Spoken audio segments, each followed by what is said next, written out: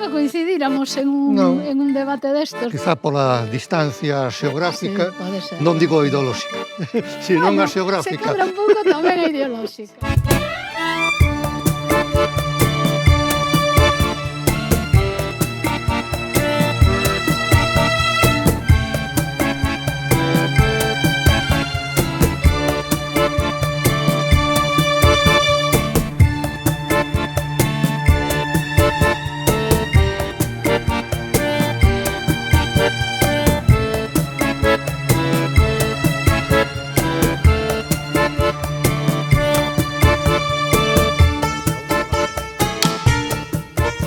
Ben, Fernando, pedíronos que viñéramos aquí falar da construción europea, da Unión Europea, agora que se aveciña un cambio no Parlamento Europeo, non? E hai xa anos, ti e máis eu estábamos en posicións moi diferentes no proceso de integración de España. Eu lembro aquel lema de mercado común europeo, ruína do pobo galego. Se cadra moitos dos que daquela berrábamos iso, agora teríamos pois outra idea, non? Unha idea un pouco máis positiva do que pode supoñer a Unión Europea para Galiza, non? Non sei que pensas deste proceso de construción e de como nos foi. Bueno, eu estaba, como diste, no outro lado, dicindo que Europa era o progreso e que era o certificado de liberdade e de desenvolvemento, non? A mí gustaríame saber ora como ves a situación actual, cales serían os grandes problemas que poden ter aqueles países periféricos dentro desa construción europea que dá a impresión de que é interminable, non? Eu son bastante optimista, así que eu creo que o futuro da Unión Europea pode ser, se nos o facemos, un futuro de éxito, non? É verdade que, por exemplo, o noso sector agrario sería impensable sin a PAC. Non podería sobrevivir en este momento sin a PAC. Pero tamén é verdade que hai moitos elementos na política agraria común que teñen que mellorarse e que teñen que adaptarse a unha realidade que é a realidade galega. Entón eu vexo a construción europea de cara a futuro como un mosaico, unha forma de mosaico que recoñeza que esa identidade europea se construya das múltiples identidades. Eu creo que xa esa idea de construir unha identidade europea de crisol, donde van todo o mundo ao crisol e sale unha identidade única europea, está desbotado, forma parte do pasado e creo que agora a construción europea ten que ir de cara a un mosaico cultural e tamén a un mosaico económico, respetando as formas de producir de cada territorio, e en Galicia temos que facer valer as nosas formas de producir e temos que impedir que determinada normativa da Unión Europea poña en risco esa forma de producir que é o que somos nós. Creo que vai por aí, non? Que é unha Europa diversificada e estruturada en distintos subniveis frente a esa Europa uniformizadora que foi un pouco las políticas comuns que levaron a cabo tanto la PAC ou la PPC ou las políticas de competencia ou de consumo. Pero aí os países ou as rexións ou as cooperaciones transfronterizas teñen que remarcar a idea da imaxe de marca. A nos faltanos un logotipo. A Galicia falta un logotipo para poder vender. Unha imaxe de marca de todos os nosos produtos. O que pasa é que para ter unha marca de país para vender, primeiro temos que ter unha marca de país de ser. E eu creo que temos en construción esa identidade propia, esa forma de ser, ¿no? Para despois poder vender. Vender é un obxectivo, claro, pero sobre todo o obxectivo é non perder o ser. Ti pensas que debemos de utilizar a Unión Europea como panca para competir ou estar presente no mundo na medida de que o seu mundo está fragmentándose? E aí non pensas que é unha gran oportunidade para aqueles países que teñen ser, como ti dis, pero que queren ser, como digo eu, para poder afrontar ese século XXI, eliminando todas as incertezas que existen? Sí, a ver, eu creo que autoestima de país faiche ver que Galicia ten moitas oportunidades, porque efectivamente a Unión Europea é un espazo onde desenvolvernos e onde mostrarnos, pero temos a lusofonía e Brasil é un dos países punteiros dos BRICS, non? Entonces, temos moitas oportunidades. Temos a propia diáspora galega, non? Que é tamén unha oportunidade, porque digamos que temos embaixadas galegos, galegas polo mundo adiante. Entonces, unha parte desta construción de identidade galego-europea, digamos, creo que está no recoñecemento de todas esas oportunidades e en saber aproveitalas, non? Saber aproveitalas para estar no mundo de maneira resiliente, non? Porque e ser quen de adaptarnos ás novas realidades que mudan con tanta rapidez, e eu creo que Galicia ten esa capacidade de estar no mundo como país e de estar no mundo e adaptarse a ese escenario, e a Unión Europea é, dende logo, unha parte importantísima de ese escenario mundial. Sí, pero o gran problema é temos esas posibilidades, esas potencialidades, pero se mirámola, temos que exixirlle aos que teñen a responsabilidade que os poñan en marcha. Eu lembro simplemente unha cuestión. Só ao longo de tantos anos de autonomía hai só 2 proxectos de acción exterior, de reflexión para proxectar a Galicia cara a Europa. E ningún deles pusose en marcha.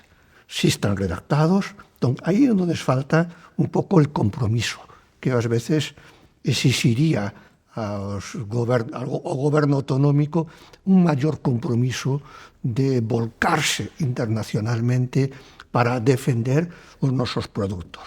Non só o goberno como institución, eu creo que se cadra os partidos galegos deberían ser máis ambiciosos, non? De cara aos obxectivos de Galicia na Unión Europea. Digamos que é verdade que formamos parte de un Estado e a Unión Europea está construída fundamentalmente para os Estados, e é verdade que hai un espazo institucional dentro da Unión Europea para rexións onde Galicia ten peso, pero eu creo que deberíamos aspirar a algo máis. A Xunta de Galicia debería aspirar a ter unha representación en Europa máis potente, e os partidos, tamén nas eleccións galegas, deberían incluir no seu programa cal é o seu proxecto de Galicia na Unión Europea, non?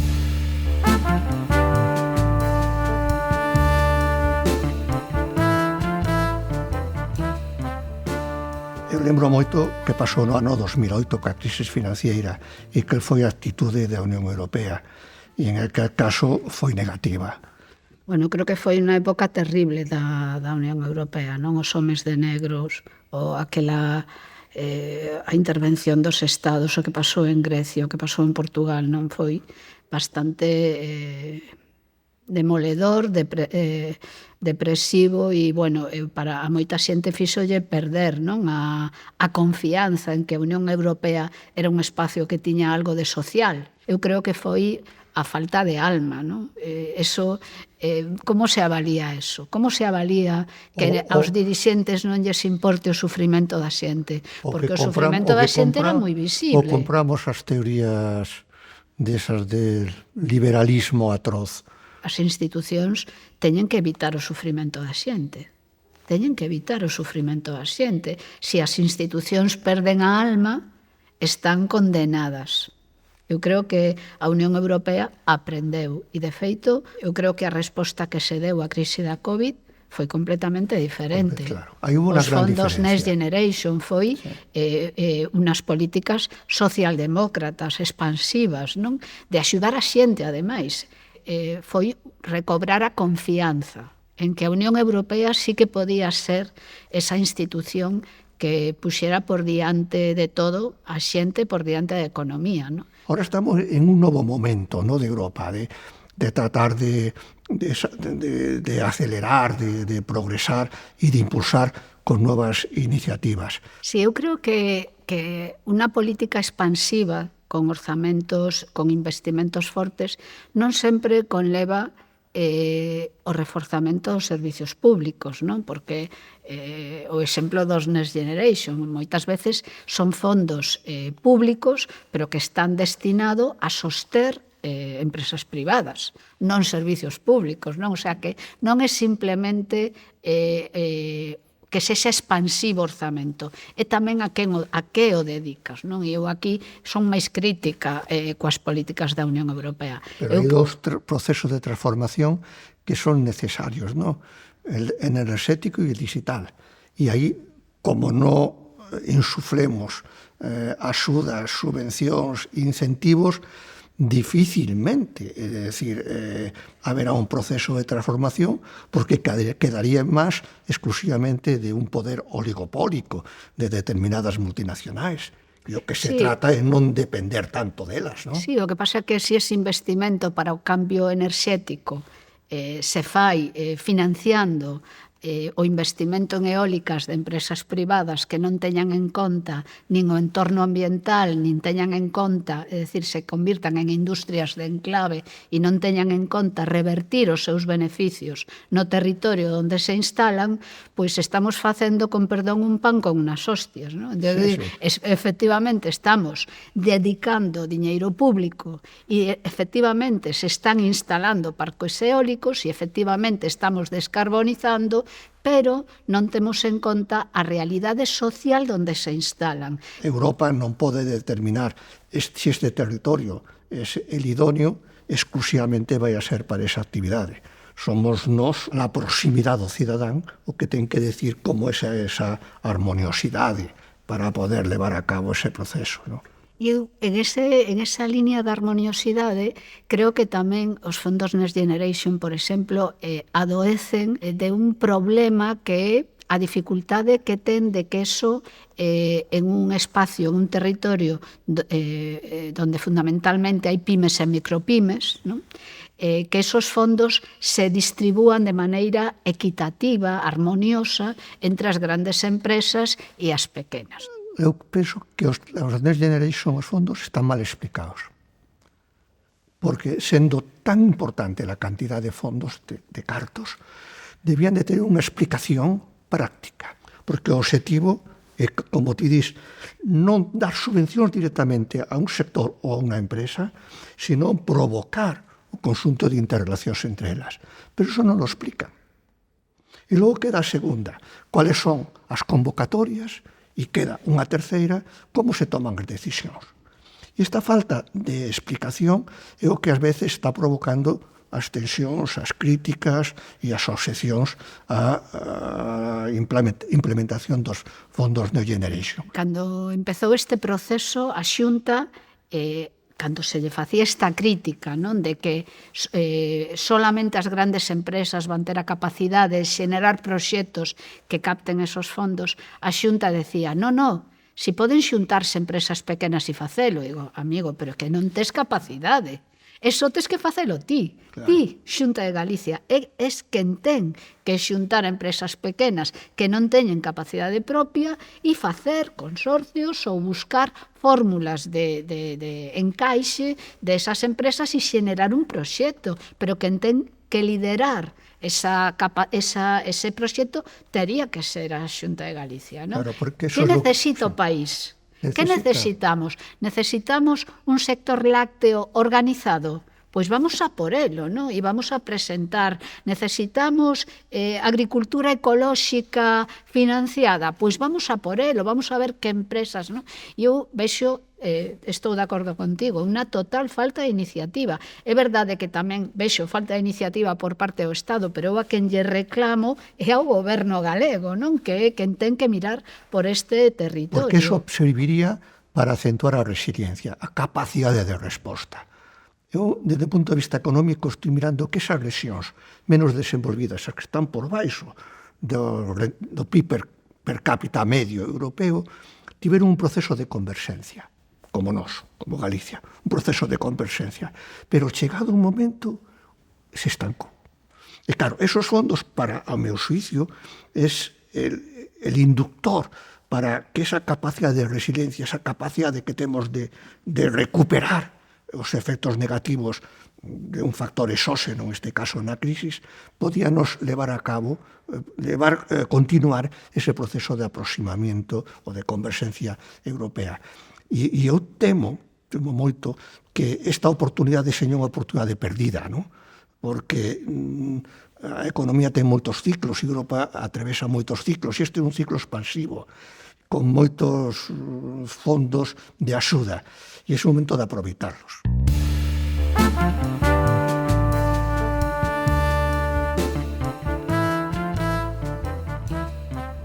O euroescepticismo, o populismo de ultradereita que se está infiltrando nos distintos gobernos dos estados da Unión Europea amenaza con chegar ao goberno da Unión Europea, amenaza con chegar ao Parlamento e, bueno, imos ver que nos atopamos, non sei, como ves ti que consecuencias pode ter iso, non, nos próximos anos. Un gran peligro para Europa. Europa nace para afianzar la democracia.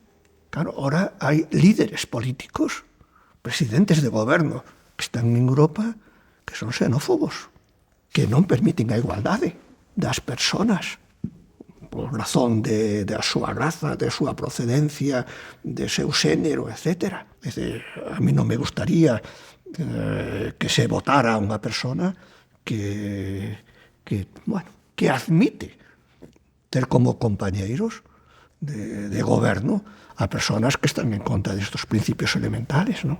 Os resultados das eleccións ao Parlamento Europeo é o único momento no que os membros da Unión Europea temos o dereito a decidir que Europa queremos. Eu tamén preocúpame, decir, que dende España, ou dende Galicia, ou dende a Península Ibérica, digamos, determinados países non están xogando en esa línea na que construímos unha Europa. Eu estou moi preocupado a nivel internacional do que está a suceder, moi preocupado. Que pasa con Francia, que pasa con Alemania, preocupado. Que están todos en ese debate. Que pasa, claro, en Italia, en estos momentos. Italia. La primera ministra italiana y los ministros italianos se presentan como encabezando as listas de sus partidos en Europa para logo renunciar a eles. Non, eso non pode ser. Entón, hai que confiar de novo en Europa. E eles mesmos teñen que transmitirnos que Europa é un bloque político importante que hai que defender, porque senón quen se enfrenta aos Estados Unidos sigan a Trump, quen se enfrenta a Rusia con Putin, e así sucesivamente, ou unha Argentina de Milei. Eu creo tamén, Fernando, que ten que ver con que queremos ser. Que queremos ser a Unión Europea? Que papel queremos xogar no mundo, non? Queremos ser o adalid dos dereitos humanos ou queremos ser quen deixa morrer a xente no mar porque non os recolles? Queremos ser o adalid dos dereitos sociais ou queremos ser quen mantén na semiescravitude a un montón de traballadoras e traballadores inmigrantes aos que non dá papéis e os mantén ao marxe do mundo?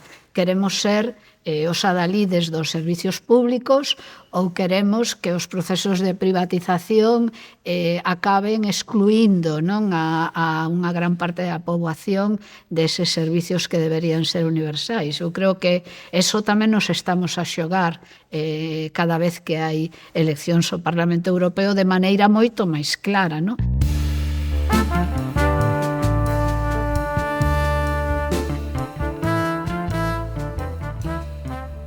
Ahora que estamos observando un incremento bestial de los gastos en armamento, es decir, el incremento que hubo ano pasado, 2023, en armamento es equivalente al PIB de Rusia. Parece que o que nos están a decir é é que non hai forma de resolver pacíficamente os conflitos. E en estos temas sempre hai que preguntarse quen se beneficia. Quen se beneficia de que os conflictos estén en Europa? Quen se beneficia de que aumente o gasto armamentístico? Pois se benefician as empresas que fabrican as armas e os intereses políticos que teñen esas empresas. Dende logo, Europa non se beneficia, a Unión Europea non se beneficia e a poboación da Unión Europea non se beneficia. Eu creo que claramente ese é un dos debates próximos, ¿no? Esta situación de subordinación de Estados Unidos y da OTAN nos coloca en posición moi delicada en determinados conflictos como está sucedendo agora en Gaza, ¿no? Que nos vemos arrastrados porque hai líderes políticos europeos que están en esa línea de apoio a Israel e ao xenocidio que está cometendo en Gaza, pero tamén porque estamos subordinados, non, ás decisións que toma a OTAN e que toma Estados Unidos. E eu creo que esa autoestima política que debía ter a Unión Europea debería tamén ter un proxecto propio. Europa foi o continente onde máis guerras houbo ao longo da historia, por tanto, tiñamos que ter aprendido bastante de nosos erros, ¿no? Es decir, y en ese sentido ser mediadores. Pero claro, en algúns casos, Europa rápidamente, ou algúns países europeos rápidamente se introducen, dinamizan, incluso constitución de alianzas específicas para defender esos espacios, ¿no? Non deixa de ser unha asignatura pendente en Europa el tema da seguridade e de defensa, que son dos conceptos completamente distintos. Unha cosa é defenderse e outra cosa é ter política de seguridade. E aí sí que podíamos estar máis alineados con Naciones Unidas e cambiar o noso discurso de non ser seguidistas digamos, del Pentágono, de la CIA ou de Estados Unidos, que en definitiva o que escollen o país, o entorno, donde os seus intereses nunca quedan lastimados e donde fan experimentos ou probas con determinados armas ou diplomacia militar. Pero aí sí que temos unha ruptura interna dentro da Unión Europea, ¿no? Como CECAES tamén señala o caso da enerxía, ¿no? Donde tamén aí deberíamos de ter unha política, bueno, unas bases políticas enerxéticas máis comuns, porque aí sucede tamén exactamente o mesmo. Agora, en Europa, a enerxía nuclear é enerxía verde. Agora, en Europa, que estábamos mercando unha enerxía barata procedente de Rusia, pois agora temos que mudar e non sabemos cara onde imos. A descarbonización é unha parte, pero non o xustifica todo. Falábamos antes dos eólicos marinos. Os eólicos marinos descarbonizan porque evitan emisións de CO2, pero claro, a costa de degradar os entornos marinos e a costa de, ademais, un custe económico incluso, non, para a pesca, para o sector da pesca tan importante en Galicia. O sea que non é só o cambio ecolóxico, o cambio ou a protección medioambiental non pode estar centrada só na descarbonización, non? Francia aposta por as nucleares, en España pechamos as térmicas, en Alemania se potencian as térmicas. Oiga, poñámonos de acordo. Es decir, non pode ser que todo sea verde, que todo sea azul ou que todo sea marrón. Entón, hai que buscar algún elemento. La descarbonización é importante, pero temos que aplicarla todos en el mesmo nivel. Un dos elementos que contamina, por exemplo, el transporte, el aéreo, el marítimo. ¿Qué combustible vamos a utilizar? ¿Vamos a sustituir los fósiles por otro combustible? ¿Cuál? ¿Por el gas? El gas tamén é un combustible non renovable. Temos que definir. Entonces, Europa lo que ten que plantear en nós mesmos, plantear cuál é o proceso de descarbonización e como levarlo a cabo. Ahora, no tampouco obligar a aquellos países que teñen os dos elementos básicos de futuro, que é o vento e a auga, que somos nós, os galegos. No futuro, vento e auga nos va a dar para xenerar enerxía. Nós temos esos dous elementos. Non hai moitas rexións en Europa que as teñan. Claro, de aí la avalancha de proxectos que queren vir a noso país. Pero se nós somos productores, nós tamén temos que ter algún tipo de ventaxa a la hora de vender. Non temos por que pagar as externalidades negativas, os costes, cando outros deciden que no seu paisaxe ou no seu territorio non van instalar moliños de vento. Por exemplo, a Comunidade Autónoma de Madrid. Oiga, se vostede quere unha enerxía renovable, ten que tamén asumir que no seu territorio hai se instalar uns molinillos de vento. Para nós, pero sobre todo para as xeneracións seguintes, o tema do medio ambiente, e estamos vendo como moviliza a xente nova este tema, é un dos temas fundamentais, non? E está claro tamén que non podemos simplemente pensar que a ciencia o resolverá, porque se esperamos a que a ciencia o resolva, igual nos encontramos con que é demasiado tarde, algo temos que facer, non? Por eso a min gustaríame cambiar ese lema de que todos facíamos uso de quen contamina paga por un novo, quen contamina primeiro será xuzgado e logo que pague. E así por lo menos cumpriríamos, boa parte de nosas intencións. Sí, polo menos evitalo, non? Evitar que contaminen para a próxima, que de verdade non valga a pena. Que aprendan. Cambiando o mundo.